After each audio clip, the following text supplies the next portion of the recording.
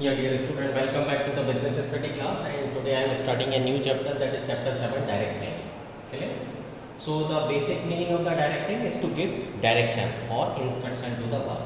But one case study has been given in your NCERT book. Just go through it. This is of Ford. So Ford has always attracted and nurtured capable managers and technicians, but it has failed to do the same for change agent and leader. So far as a part of automaker cultural overhaul, Ford is embarking on a sweeping attempt to mass manufacture leaders.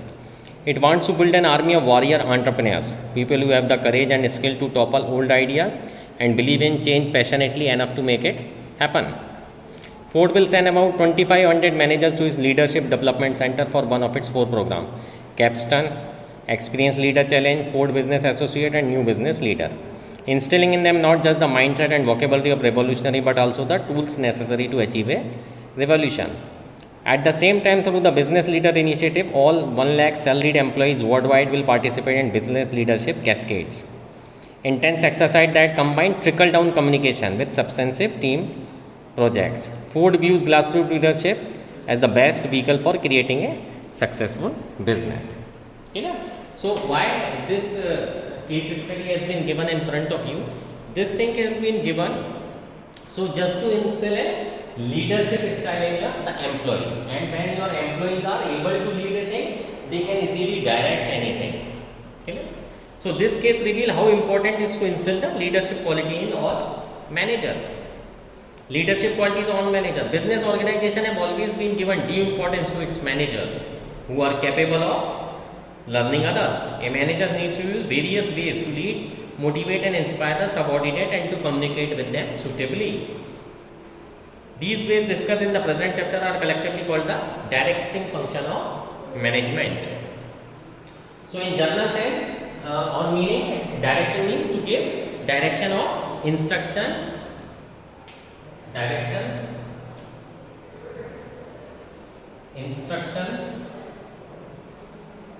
or to guide.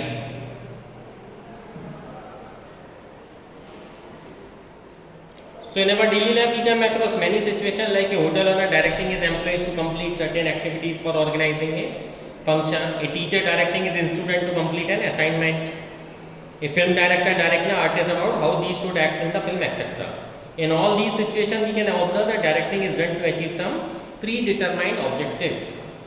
In the context of management of an organization, directing refers to the process of instructing, guiding, counseling, motivating and leading people in the organization to achieve its objective. You can observe here that directing is not a mere issue of communication, but encompasses many elements like supervision, motivation and leadership. It is one of the key managerial functions performed by every manager. Clear? Now we are going to study the characteristics.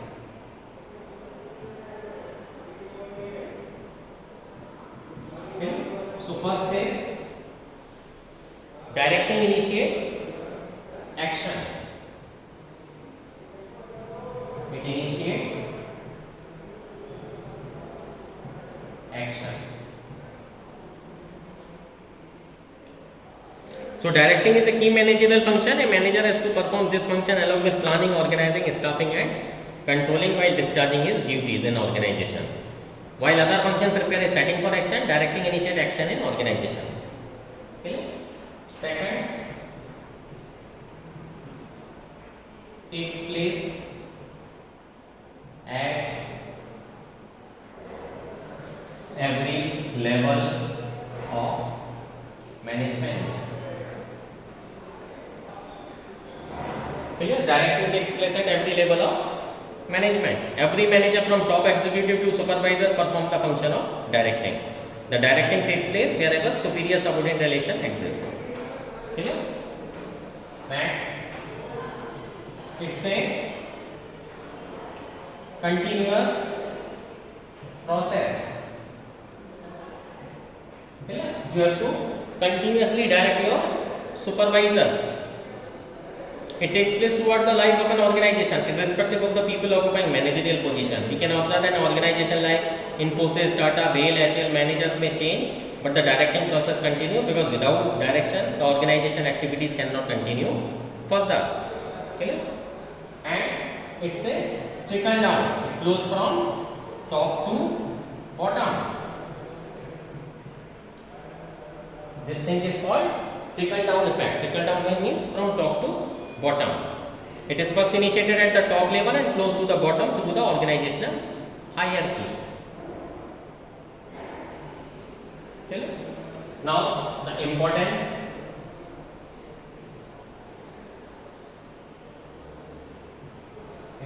of directing.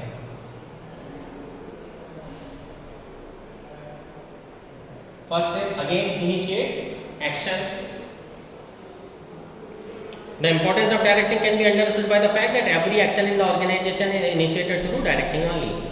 Directing guides toward the achievement of common objective. Through directing, manager not only tell the people in the organization as to what they should do, when they should do and how they should do it. Okay? That is why you will see even there is a post in the companies by this name, director, executive director, chief managing director. So there are several type of posts for this purpose, and the basic purpose is to direct the person or to give directions. Clear? So again, first importance, initiates action.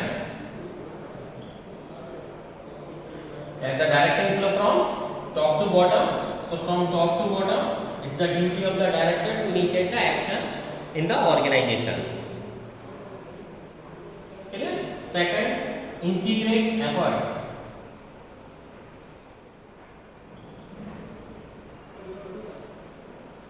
Integrates means collect, come together.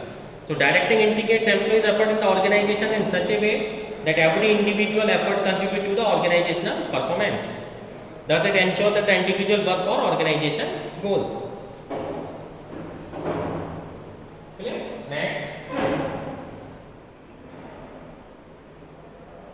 guides employees.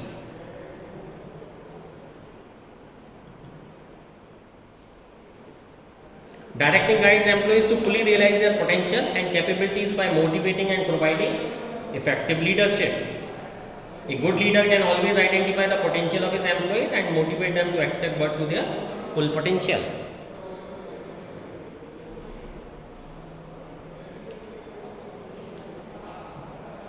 Next, facilitates introduction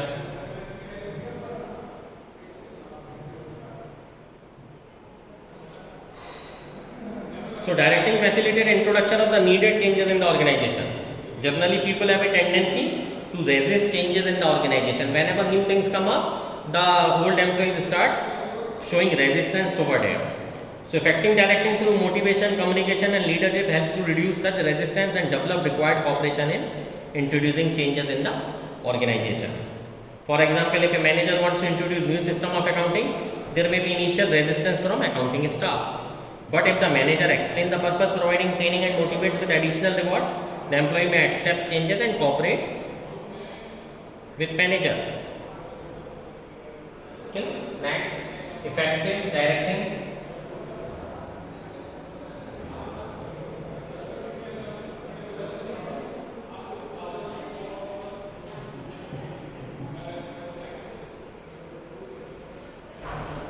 So effective directing helps to bring stability and balance in the organization, since it fosters cooperation and commitment among the people and helps to achieve balance among various group activities and departments. Clear?